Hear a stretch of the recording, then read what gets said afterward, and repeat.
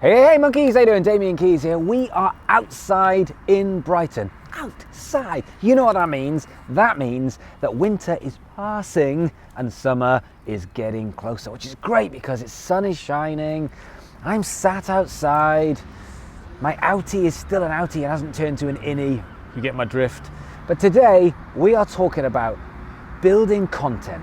What content should you be making in 2018? So come with me on a journey as we discuss my top 10 tips for building content for your band. Tip number one, everything revolves around the music. Now, before you start talking about any type of content, firstly, let's discuss what it is that you guys do. You are music makers. You are bands, you are artists, you make the music. So before we do any type of content, we need to figure out how much music you can physically put out, because this is big and this is the most important reason why anyone will follow your page. It's because they want to see you do the thing that you do, which is making music. So you need to be honest with yourselves. If you can physically write a song and produce it and put a song out every month, you need to put that into your content plan. If you can do it every week, that needs to go into your content plan. This is the most important rule. It's about the music first and foremost, and then we're going to build everything around that. So tip number one, figure out realistically how much music you can write, record, and put out on a daily / weekly / monthly basis. Tip two, photo shoots. Now, before we delve into the world of what content you are going to create, a very, very important piece of content is the photo of your band, the first impression. Every single day, I'll go on 20 or 30 Facebooks of musicians, bands, and artists, and I'm astounded with how few bands have actually got a professional photo shoot. And I'm not talking about an expensive professional photo shoot. I'm talking about something creative and engaging. The reason why people will want to come to your page, stay on your page, and most importantly, like and subscribe to your content. So please, before you start worrying about how many Insta stories that you need, firstly, let's get that first impression sorted. You need a great picture of the band or of you as an artist that captures the imagination, that allows people to want to come on your journey. This piece of content should be the first and foremost in your brain right now. Tip three, Instagram is taking over the world, something we've been discussing for the last couple of weeks. And I think people are not utilizing the Instagram stories anywhere near enough. The Instagram stories is an amazing way of actually gluing everything together. And yes, when you are all together as a band, you might do a band picture or some kind of video that's going to go on your YouTube, your Facebook, or your Instagram feed. But the story is the behind the scenes, and the story is the bit that glues it all together and keeps that momentum flowing. And the best bit about the Instagram stories is you don't necessarily need to spend a lot of time, effort, and money into your Instagram stories. This can be done by your phone and just telling the story of a day, whether it's rehearsal, whether it's how you're feeling, whether it's triggering an emotion. But the key to this is consistency. Don't think too hard about this, which is the big thing about creating content in general. I think people are spending too much time trying to reinvent the wheel. And when it comes to Instagram stories, it should be really, really simple. It should just be little things throughout the day that are allowing people into your life and a bit more behind the scenes to keep that momentum flowing. I would be aiming for 5 to 10 Instagram stories a day. You don't need more than that, but if you're doing one Instagram story every 2 or 3 days, you're way off the mark. That's Instagram feed. So I want you to be thinking of Instagram stories, and I want it to be consistently telling the story of 10 seconds at a time on your Instagram story. Tip four, let's talk pillars. One thing that's really, really difficult to do is to consistently make content every single day. New content for Instagram, new content for Facebook, new content for YouTube. It's very difficult. We've all got lives to lead. So therefore, this pillar system is the best way you can do that. Now, what I would suggest with a pillar system is I'd have a think about something that you can do once a week that's consistent, whether it's a performance, whether it's a challenge, whether it's a show, but something you can set up, that you can record it, that you can keep consistent every single week.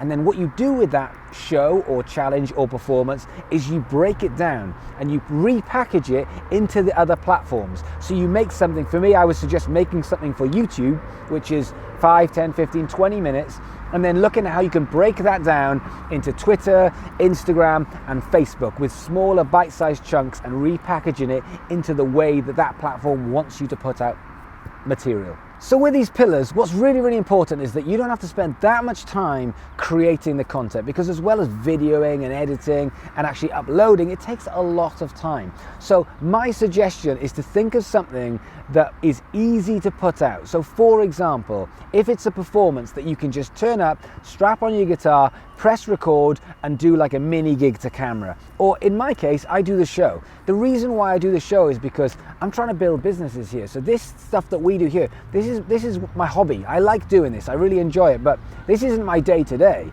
This is the bits I'm trying to cram into everything else. So when it comes to the show, I can walk in, sit down, Melissa has 4 questions. I can just answer the questions, we can press stop, and I can just go about my day and it's all done. Now I understand that I'm very lucky and I have a team that can edit, but you can do the same thing with a phone. You can press record, you can do your thing, you can press stop, tiny bit of editing, off it goes live. So think of how you can cut down time. With a show, my show for example, I've got one show that goes on YouTube. I can cut it down to 4 questions that can go onto Facebook, it can go onto YouTube.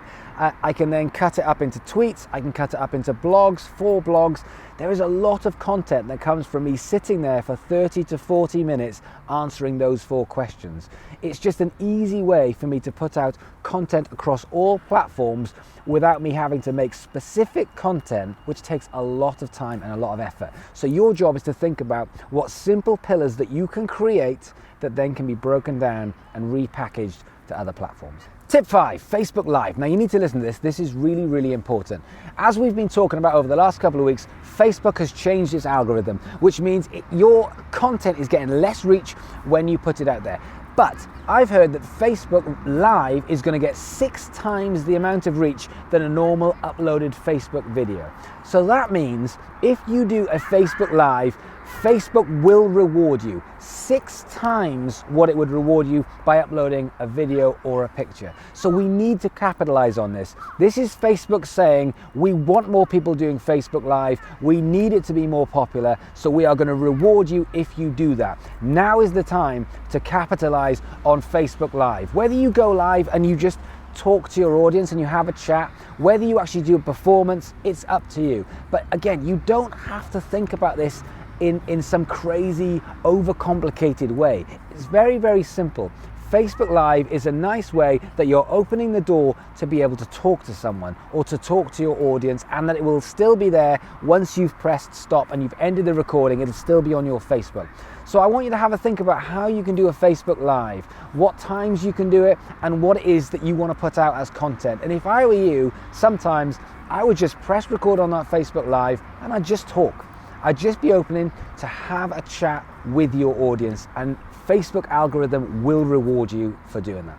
Tip 6, Instagram story highlights. Now I don't know if you noticed, but you can now save some of your Instagram stories into a highlights, kind of like the best of your stories. So it's there to be used. And if you think about someone going onto your Instagram and seeing your feed and your stories, why not save some of these best stories to give people as much value as possible? But what I would do is, rather than just saving some of your stories, what I would do is I'd actually design a story especially for that highlights reel.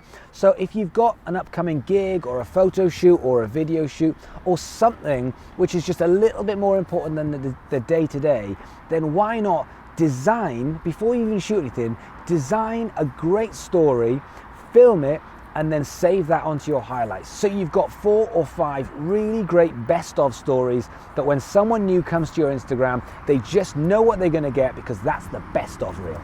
Tip 7, making something happen. Now, one thing that's really frustrating for me is I hear lots of people asking, what content should I make? And I just think, well, it depends what you're doing.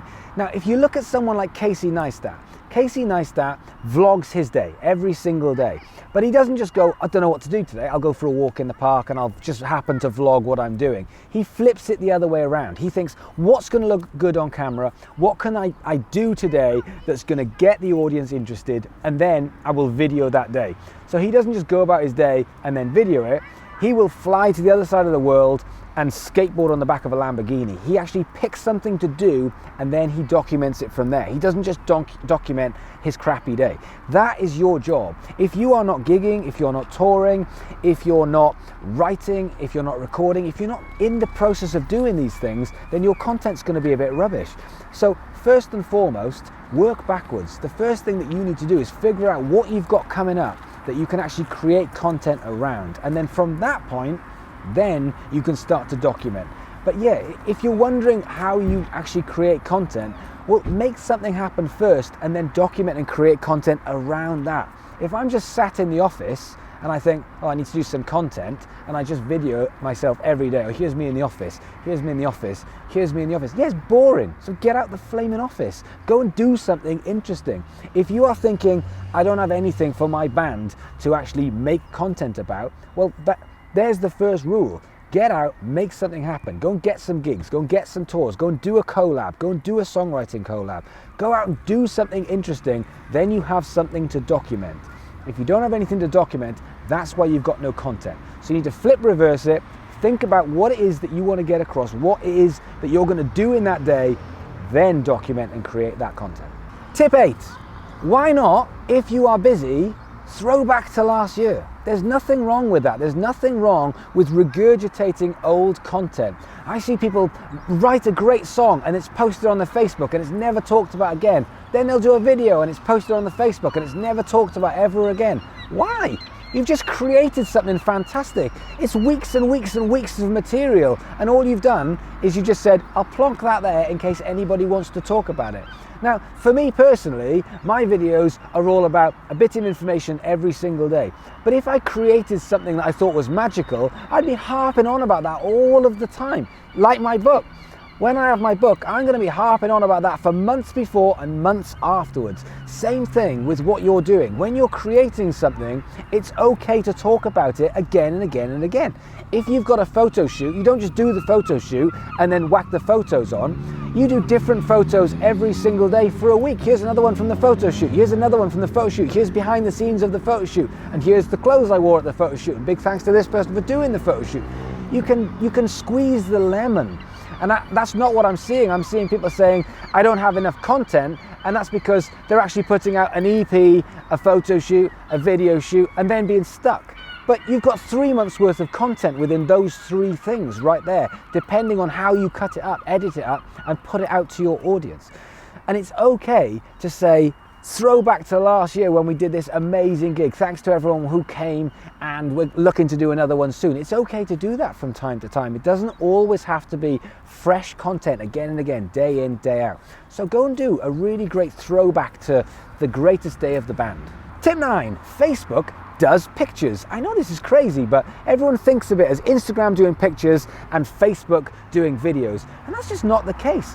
Facebook is equally as great as sharing pictures as Instagram, but bands aren't doing that. If you've got great pictures, then get them on your Facebook with a story and a blog that we've talked about before. But you should be sharing great pictures, and whenever you get together as a band, you should have someone responsible for documenting the day in pictures. They should be taking pictures of the rehearsals, pictures of the instruments, pictures of where you are, pictures of you together, pictures of the emotion, and all of those pictures then can be shared out amongst the platforms. But please think about Facebook as just as happy to share pictures as Instagram is to share pictures.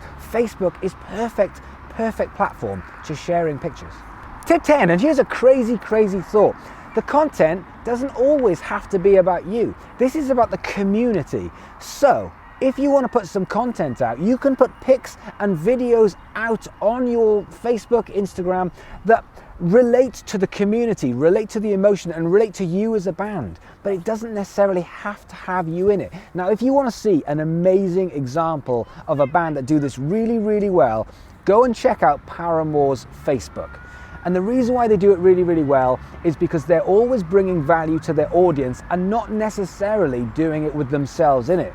They might put a little video up of Fleetwood Mac, or they might put a picture of Dolly Parton with a little story underneath it. It's something that their audience goes, oh, that's quite cool. There's always a reason for it, but it doesn't always necessarily have to just be Hayley Williams, Hayley Williams, Hayley Williams, Hayley Williams. They're a band. They're a band of people in this together, and it really feels like that from their Facebook. They are really, really good at social media. They're really good at documenting, but they're also good at creating, and that's what this is about. It's colourful, it's creating, it's being a creative, not just with the music, with everything else. The way they do their videos, when they do their photo shoot, they actually do a behind-the-scene videos of how they created their backdrop and who was involved in it. Everything is documented and created for you, the user, to feel like you are getting value. And that is where you need to pick this up. It's about value, and you don't necessarily need to be in every piece of content, because if there's a great band that your community will also love as well as yourselves, then there's nothing wrong with sharing some content or doing something interesting about that artist or that band. So that's my top 10 content creation ideas for bands. And so we started this video by saying, isn't it amazing that the sun is out and I'm out here in just a t-shirt and a jumper, and it's fantastic. However, I've been here now for 20 minutes and everything is shrinking, so I'm gonna go in and get warm. I need you to like this, I need you to subscribe to the page, and I really, really, really need you to comment below with any other ideas that you've got. Any questions you've got, hashtag AskDamo, otherwise I'll see you guys tomorrow. Oh, sick. Sick.